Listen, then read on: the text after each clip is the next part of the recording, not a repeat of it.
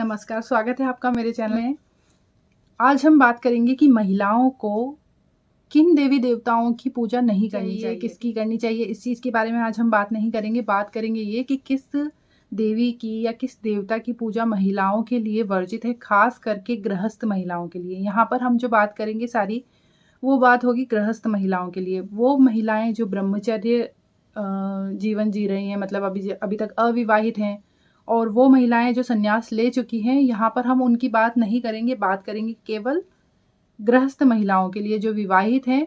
और गृहस्थ क्यों नहीं करनी चाहिए ये पूजा?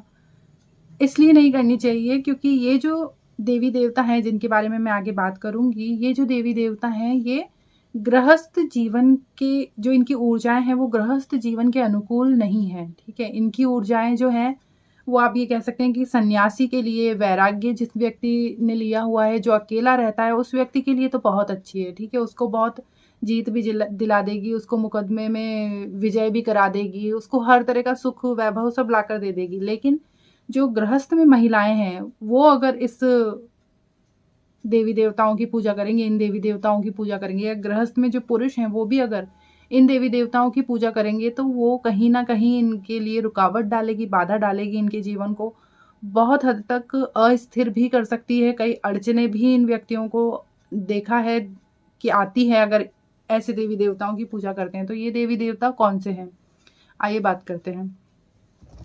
ओके, फर्स्ट नंबर पे जो देवी हैं जिनकी की पूजा एक गृहस्थ महिलाओं को बिल्कुल भी नहीं करनी चाहिए, ये कौन सी देवी हैं? ये देवी हैं धूमावती देवी।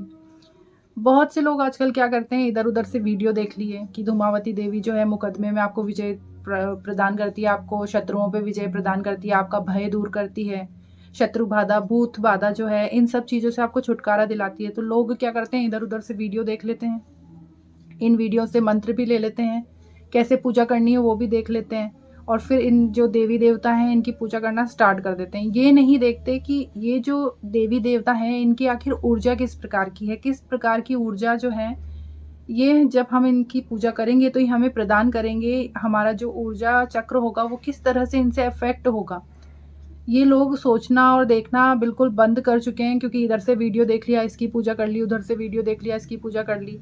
तो ऐसा आपको बिल्कुल नहीं करना है, खास करके धूमावती देवी में। क्यों है, उन देवी का असली स्वरूप ये है कि जब देवी धूमावती थी, उन्होंने एक ऐसा प्रसंग है जो हमारे शास्त्रों में वर्णित है कि धूमावती देवी जो है वो पार्वती देवी का ही स्वरूप है। पार्वती देवी ने एक दिन क्या किया, उन्हें बहुत भूख लगी। ठीक है, भूख लगी उन्हें, तो उन्होंने अपने जो पति थे शिव उनको ही निगल लिया, उनको ही वो खा गई। ऐसे कहते हैं ना, पति को खा गई, तो वो अपने पति को ही खा गई। और पति को खाते ही क्या हुआ, उनके जो वस्त्र थे वो सफ़ेद रंग के हो गए, उनकी जो त्वचा थी वो पूरी जलने लगी। ठीक है, बिल्कुल काले रंग की हो गई, उनके बाल बिल्कुल सफ़ेद हो गए, बिल्कुल बूढ़ी औरत की तरह वो दिखने लगी। और फिर उनको अंदर ही अंदर ग्लानि होने लगी, और बहुत सारी ऐसी चीज़ें जिसके बारे में बताया गया है। तो ये देवी कैसी हैं, इनका स्वरूप मैंने बता दिया कि ऐसा इनका स्वरूप है जो अपने ही पति को खा गई। जैसा हम बोलते भी हैं कई बार ना कि अपने ही पति को खा गई, कई जगह आपने सुना होगा कि अपने ही पति को खाने वाली, ऐसा। तो इनका स्वरूप वैसा है, इनका स्वरूप आत्मग्लानि से भरा हुआ है। तो इन देवी की साधना जो है वो कई चीज़ों में हेल्प करती है, कई चीज़ों में मदद करती है। लेकिन यहाँ पर जो गृहस्थ महिलाएं हैं उन महिलाओं के लिए ये जो साधना है धूमावती माता की साधना, या इनके मंत्रों का उच्चारण, इनकी और जो स्तोत्र वगैरह हैं उनका पठन पाठन जो है वो सही नहीं है। इसलिए किसी भी गृहस्थ महिलाओं को धूमावती माता की पूजा आराधना साधना नहीं करनी चाहिए, ना इनके मंत्रों का जाप करना चाहिए। सेकंड नंबर पे हमारे कौन से देवी देवता आते हैं, तो सेकंड नंबर पे भी देवी ही आती हैं। देवी हैं छिन्नमस्तिका। छिन्नमस्तिका जो है ये माता, इनके भी जो प्रसंग है वो मैं बता देती हूँ। इनका प्रसंग ऐसा आता है कि छिन्नमस्तिका देवी जो हैं ये भी पार्वती माता का ही स्वरूप है। और पार्वती माता की दो सहेलियां हुआ करती थी, जया और विजया। मतलब पार्वती माता की दो सहेलियां हैं, जया और विजया। अब ये जो सहेलियां और पार्वती माता है ये तीनों कहीं पर तपस्या करने के लिए निकले।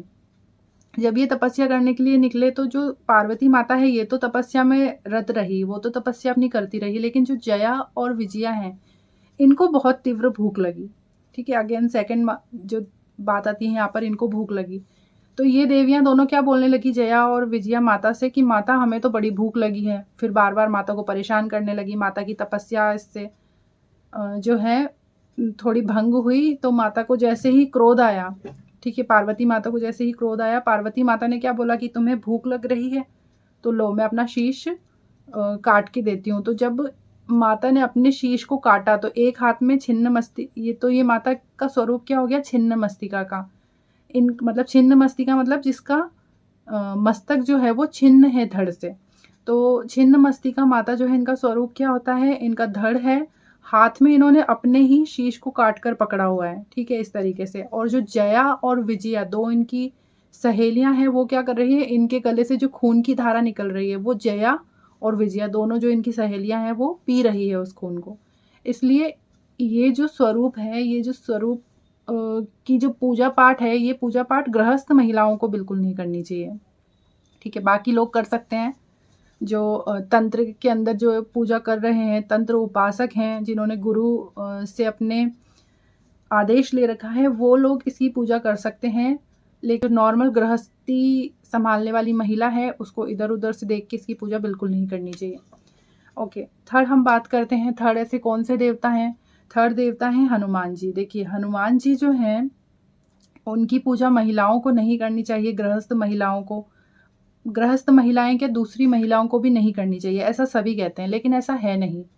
हनुमान जी जो है उनकी पूजा आप कर सकते हैं, लेकिन कैसे कर सकते हैं वो बात जानना बहुत ज़रूरी है। तो हनुमान जी जो है उनकी पूजा करने के लिए, हनुमान जी की जब आप सेवा आराधना करते हैं तो उनका जो विग्रह होता है, उनकी जो मूर्ति होती है, उनका जो चित्र होता है, इस मूर्ति चित्र विग्रह को आपको टच नहीं करना है ना। जैसे वॉश करने के लिए हम लोग कई बार मूर्ति को हाथ लगाते हैं, ठीक है, या फिर पोंछने के लिए तस्वीर को हाथ लगाते हैं, तिलक करने के लिए तस्वीर हाथ लगाते हैं, कभी माला पहनाते हैं। तो ऐसी चीज़ें हनुमान जी के साथ में नहीं करनी है। हनुमान जी की पूजा आपको करनी है, आप उसका हनुमान चालीसा का पाठ कर सकते हैं, सुंदरकांड का पाठ कर सकते हैं। तंत्र हनुमान की मैं यहाँ बात नहीं करूँगी, नॉर्मल जो हनुमान जी की पूजा है वो सारी पूजाएं आप कर सकते हैं, सारे पाठ आप कर सकते हैं। केवल ध्यान ये रखना है कि हनुमान जी का जो विग्रह है, इनकी मूर्ति है, इनकी जो तस्वीर है, उसको आपको हाथ नहीं लगाना है। आगे बात करते हैं शिव जी की। शिव जी की पूजा भी महिलाओं को नहीं करनी चाहिए। किन शिव जी की? तो एक तो शिव जी का स्वरूप है शंकर का, जो कि पार्वती माता के स्वामी हैं। दूसरे शिव जी हैं शिवलिंग। शिवलिंग के अंदर जो शिव जी हैं, जो ऊर्जा है, उससे हम शिवलिंग के नाम से, हम लोग उसे शिवलिंग के नाम से बोलते हैं जनरली।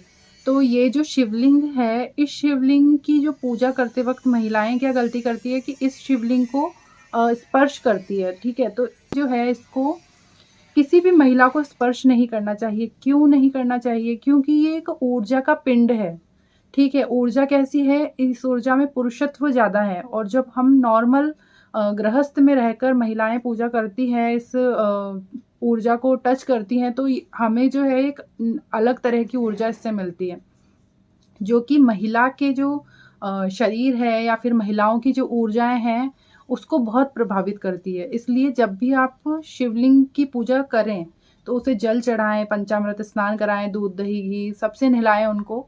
लेकिन जो शिव जी का शिवलिंग है उसको आप टच नहीं करें, ना तिलक ना लगाएं। तिलक लगाने के लिए आप इस तरह से आप प्रयोग कर सकते हैं ना, कि तिलक आप इस तरह से लगाएं, या भोग भी आप दूर से लगाएं, जल भी आप दूर से ऐसे चढ़ाएं। इस तरह से आप शिव जी की पूजा करें, शिवलिंग की। बाकी जो शंकर भगवान की मूर्ति होती है उसकी आप नॉर्मली पूजा कर सकते हैं। अगर आप मूर्ति कहीं मंदिर में कहीं मूर्ति होती है तो उसकी आप नॉर्मली पूजा कर सकते हैं, लेकिन शिवलिंग की आप नॉर्मली पूजा नहीं कर सकते। इस चीज़ का आप ध्यान रखें। नेक्स्ट कौन सी देवियां हैं जिनकी पूजा गृहस्थ महिला को नहीं करनी चाहिए? तो ये हैं 64 योगिनियाँ। 64 योगिनियाँ जो हैं वो तंत्र जो उपासक होते हैं उनकी आराध्या होती हैं, या यूं कहिए कि जो पार्वती माता का तंत्रोक्त स्वरूप है, उन तंत्रोक्त स्वरूप की सेविकाएं हैं ये 64 जोगिनियाँ, जो माता की सेवा करती हैं। जो माता कहती हैं, जैसा आदेश देती हैं, वो कार्य तुरंत ये सिद्ध कर देती हैं।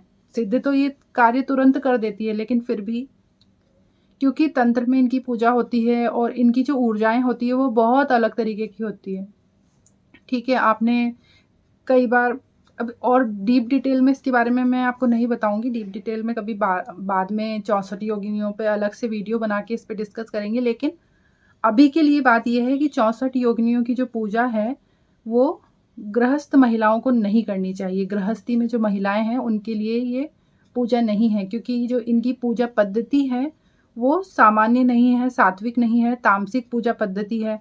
तो उसे और बिना गुरु के इस पूजा को आप कर भी नहीं सकते।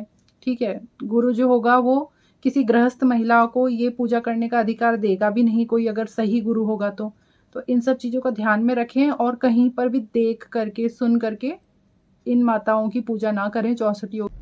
नेक्स्ट जो गृहस्थ महिलाओं को जिनकी पूजा नहीं करनी चाहिए वो हैं देवियाँ अप्सराएं। अप्सराएं या आप अप्सराओं का एक और तरीके से वो भी कर सकते हैं डाकिनियाँ जो होती हैं।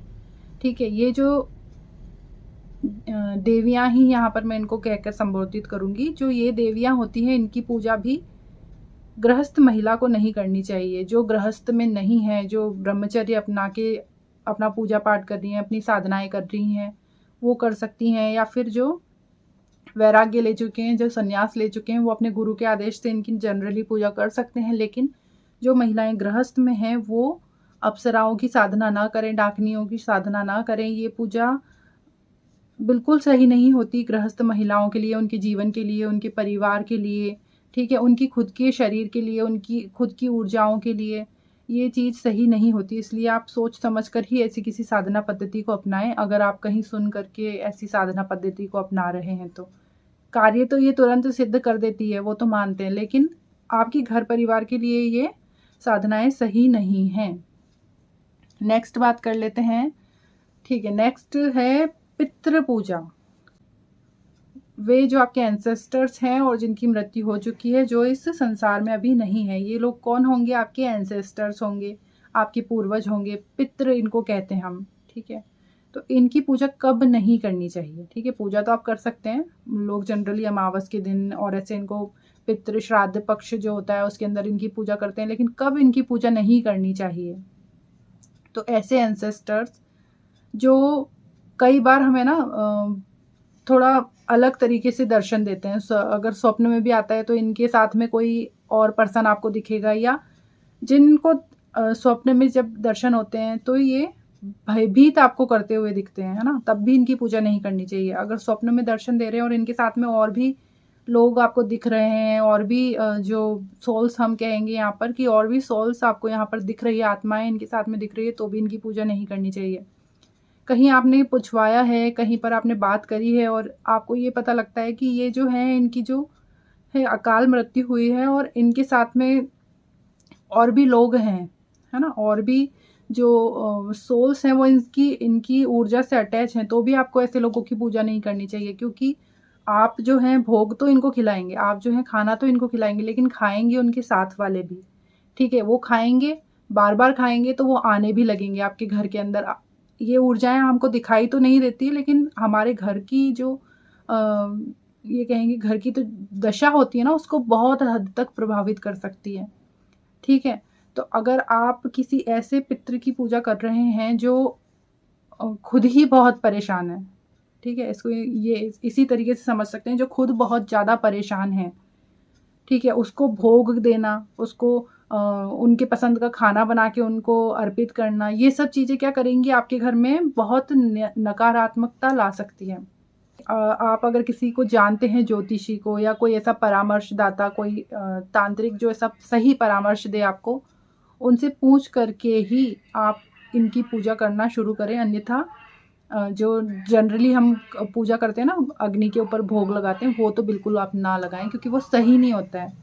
कई लोगों के घर में जो, अब आप कहेंगे कि क्या सभी की नहीं करना चाहिए, तो नहीं, ऐसा नहीं है, सबकी आप कर सकते हैं। जो लोग ऐसे हैं एंसेस्टर, जैसे दादा दादी होते हैं हमारे, ना, काफ़ी बुजुर्ग एज में वो लोग गए हैं, तो वो उनका जो कालक्रम था, हम ये मानते हैं कि वो अपना पूरा कालक्रम पूरा करके गए हैं। नॉर्मली जिसकी डेथ होती है उसकी भी पूजा की जा सकती है पितरों के रूप में, लेकिन जो मतलब यहाँ पर कहने का मतलब ये है कि जो ऐसी ऊर्जाएं हैं आपके घर परिवार को प्रभावित करती हैं, नेगेटिविटी आपके घर में ला सकती है, उनकी पूजा आप ना करें तो बेहतर है। या अगर करें तो कहीं से पूछ करके करें, उनकी शांति का उपाय आप करवाइए पहले, उसके बाद में आप उनकी पूजा पाठ शुरू करिए, वरना अपने से ही आप उनको भोग देने लगेंगे, अपने से ही आप उन्हें खाना खिलाने लगेंगे, तो बहुत हद तक पॉसिबिलिटीज़ होती है कि ऐसी ऊर्जाओं के साथ में अन्य और ऊर्जाएँ जो हैं वो आकर्षित होकर आपके घर में घूमने लगे, आपके घर के वातावरण को प्रभावित कर दें। जो मैंने अभी देवी देवता बताए हैं, इनकी जो पूजा है वो गृहस्थ महिलाओं को बिल्कुल नहीं करनी चाहिए। आपके इस पे क्या सुझाव है? आप इस चीज़ के बारे में क्या सोचते हैं? वो कमेंट्स में ज़रूर बताइएगा। इससे क्या सीख रहे हैं, या फिर आपका कोई नेगेटिव कमेंट होता है, कोई पॉज़िटिव कमेंट होता है, तो वो भी आप मेरे साथ में शेयर कर सकते हैं। कोशिश करेंगे वो जो आपकी प्रॉब्लम है उसको आगे सॉल्व करने की, या फिर अगर कहीं हम गलत हैं तो उस चीज़ को सुधारने की। नेक्स्ट वीडियोज़ में मिलेंगे हम इसी तरह की अलग जानकारियों के साथ में। अभी के लिए आपसे विदा लेते हैं गायत्री मंत्र के साथ में। ओम भूर्भुवः स्वः तत्सवितुर्वरेण्यं भर्गो देवस्य धीमहि धियो यो नः प्रचोदयात्। धन्यवाद।